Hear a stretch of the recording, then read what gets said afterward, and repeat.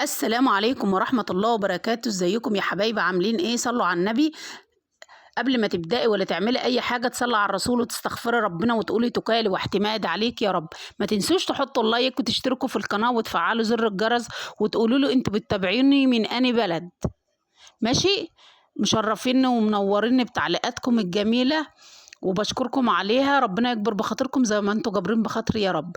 دلوقتي انا هعمل معاكم وفيديو جميل وسهل وبسيط ما فيهوش اي حاجه. هعمل معاكم دلوقتي طريقه الرنجه المخليه.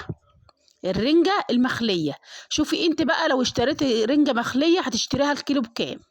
الكيلو معدي. دلوقتي انا جبت المقص اهو، ودلوقتي ايه بعقمه بليمونه. هو مش مصد ولا حاجه على فكره، انا بعقمه بالليمونه دايما كده. دايما حتى قبل ما بعمل بيه سمك اي حاجه بروح معقماه بالليمونه. دلوقتي انا جبت الراس قصيتها